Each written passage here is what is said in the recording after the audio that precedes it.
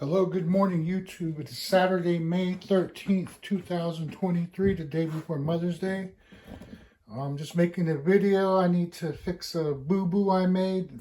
I was reloading some 6mm Creedmoor ammo with Hornady brass, like 4 times fired. I had loaded up some 108 grain ELDs and some 110 grain Sierra Match Kings. And for my Ruger Precision 6 Creedmoor rifle. So I just have like a Steiner T5 XI on there, 3 through 15, a VG6 muzzle brake, and then just a Magpul PRS stock or whatever it's called, and a Ruger branded AICS magazine on there with the Magpul K+2 grip, which is the more vertical grip. I guess that's supposed to be for AR pistols, but it fits on here. So anyways, the problem I ran into was after the first reloadings prior to this, everything chambered perfectly, and it wasn't overly stiff or anything. And then when I loaded these up, I just assumed everything would size back the same. And I guess through work hardening and brass spring back that they didn't resize back the way they normally did. So when I was running the bolt, they were more stiffer to chamber than normal. And I just went ahead and shot them. And I checked my bolt, and I was getting more wear on the backside than probably what anybody would want to have. So anyways,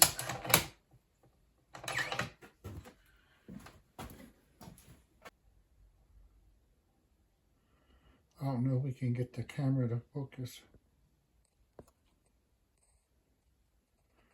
As you can see right there, you see a little bit of steel. You don't want any on your bolt like that at all. So anyway, that's what I'm trying to fix without having to pull bullets or do anything like that, so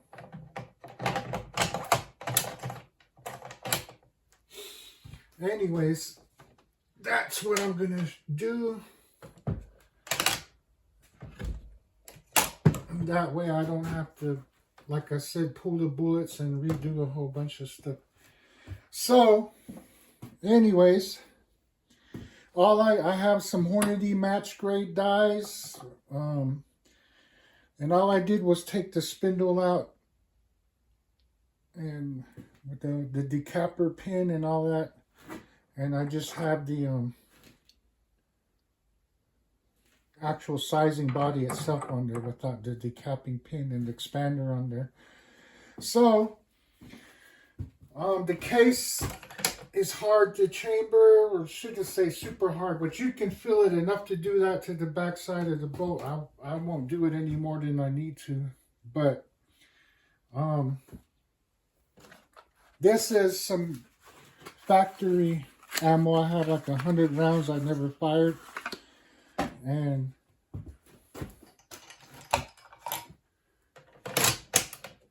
chambers perfectly, not stiff at all. Put that back in there in the box. Oh, let me show you this as well too. So anyways, I have this Lyman ammo checker, and it sits perfectly flush on the top. And then when I go to set it on this flat piece of metal, there's no rocking or anything. It's just like perfectly flat. I can't move it in any direction. So as with the ammo that I reloaded right here, it doesn't do that. It sits barely, you can't really notice it at all. But then when you set it on here, there's a small gap right there, and then you can rock it like that, see? Till it hits the edge of the ammo checker on the metal. So you can move it all the way around like that. It just sticks out just enough to where it's not level and can rock. So that's what I need to fix. So I'm just making this video to demonstrate, you ever make this mistake that I did, that's not something you want to do.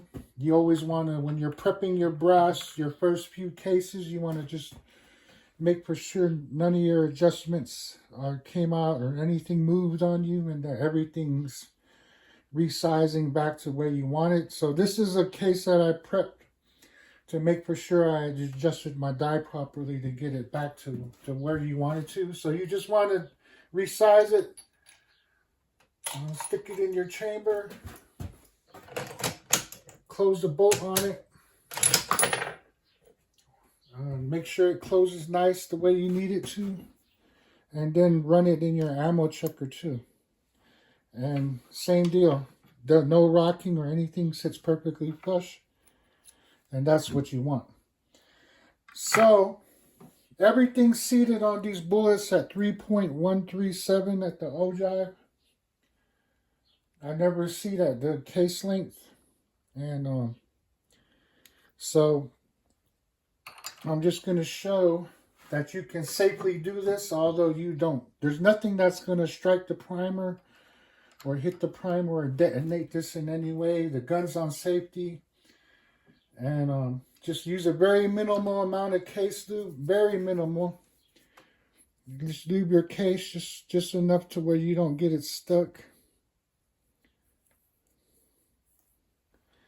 And I've never made a video with this rifle on the videos I've ever made. So, but I've taken some coyotes with it at long distance, and my best group is with those 110 grain Sierra Match Kings at 1,021 yards. 3-inch group. So I'm just going to wipe the case lube off. Oh shit. I'm just going to wipe the case lube off.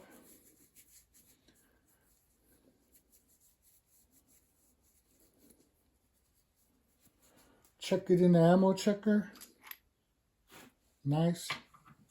No rocking. I can't move it in any direction. Sits perfectly flush like the factory ammo does.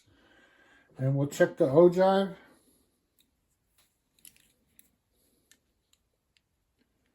.137 still. And we'll run it through the chamber, make sure it.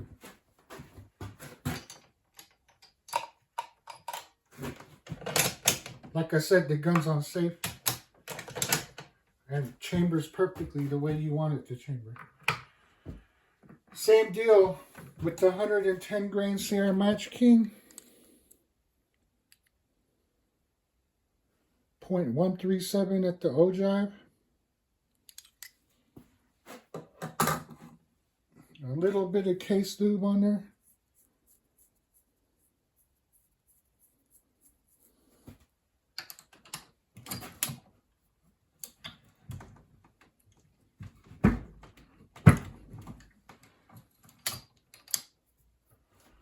Wipe the case lube off.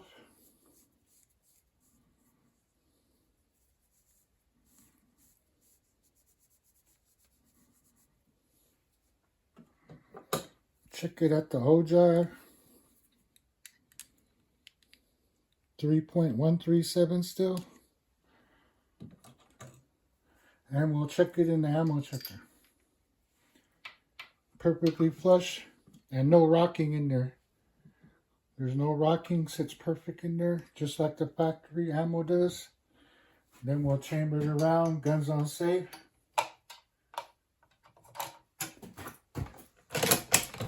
Easy to close, or should I say normal to close the way you want it to close. And that's that. So you can fix the problem after the fact. It's not the ideal way to remedy the situation. It's always best to do it, check it. When you're first resizing and prepping your brass, and just make for sure that the brass that you resize chambers properly, just like that. And of course check it in your ammo thing, because looks can be deceiving. You might think it sits flush or perfectly flush enough, but when it's coming to reloading, every thousandth of an inch makes a difference. And so everything's good to go now. I'm going to fix the remainder rounds I have. I still have like 27 rounds of, well, I just resized that one, so I got 26 rounds of 110 grain Sierra Match Kings to fix, and the remainder of those 108 grain ELDs. So, alrighty, if you watch it, appreciate you watching, and hopefully this was of some help to you if you get yourself in this dilemma. So, alright, and y'all have a good one.